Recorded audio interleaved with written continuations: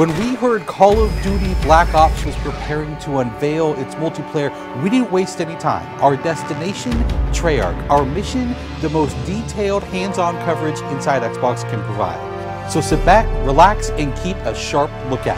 Every feature you hear about in this preview has never before been done in a Call of Duty game.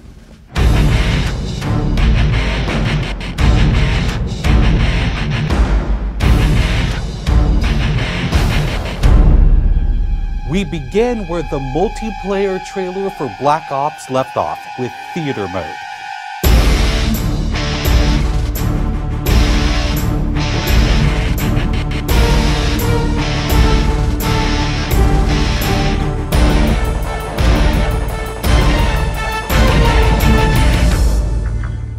Dan Bunting explains. You can switch the camera from any player's perspective in both first person and third person.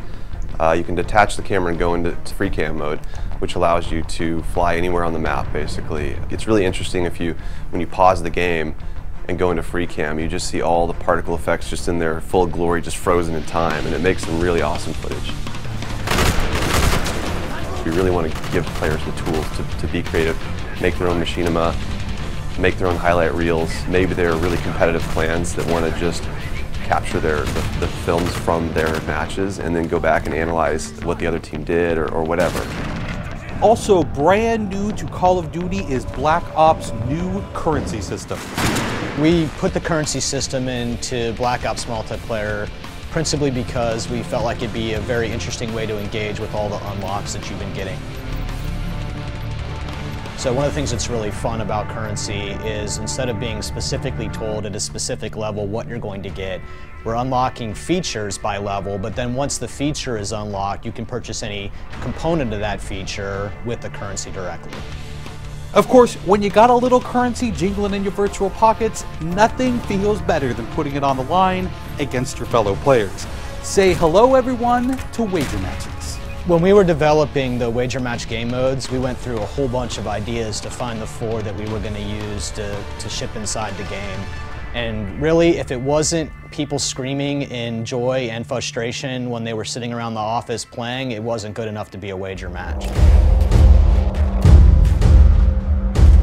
Wager Matches are all free-for-all modes, and they exist separately from the standard playlist. They include game modes like Gun Game, where you're in a race to score a kill with 20 different weapons, beginning with pistols and advancing through ever more explosive weaponry.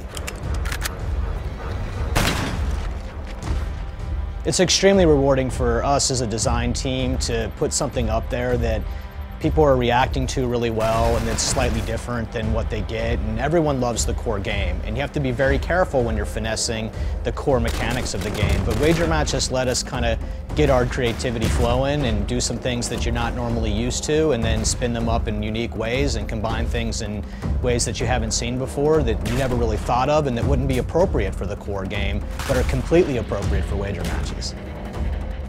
While the classic Call of Duty challenge system is still very much in place, Black Ops is also adding a new feature called contracts. Right, so if you're using the contract system, you actually have to put up a little of your own currency in order for a bigger payday. And depending on the contract, some contracts pay XP, some pay more currency, some pay both.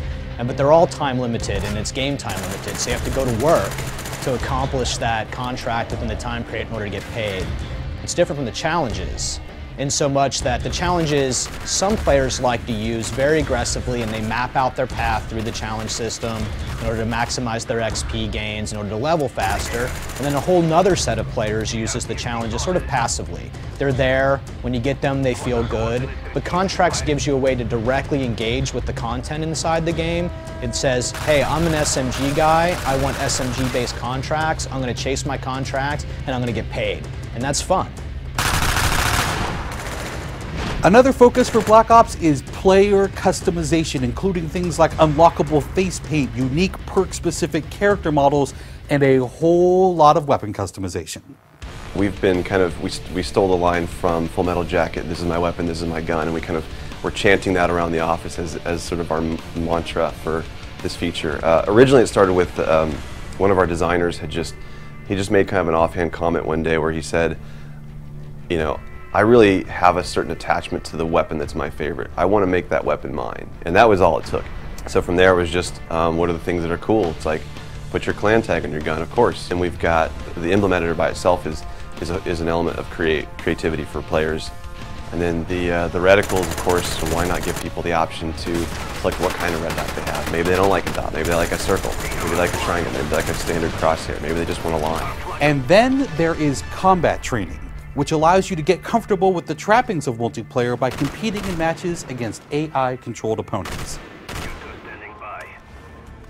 You know, it's our hope that combat training can convert people who are largely single-player gamers who might have, dabbled around in multiplayer but never made that leap to playing online, and give them kind of this experience where they can get familiar with the mechanics and features and systems that multiplayer has, but they can do so at their own pace, they can do so without someone screaming in their ear what a noob they are, and practice up and then join the competitive fold. Experienced players could use combat training to practice up on a particular weapon, a particular tactic, or a particular map. So we think it appeals to both audiences, but most directly, it was designed to help new players get into the mix.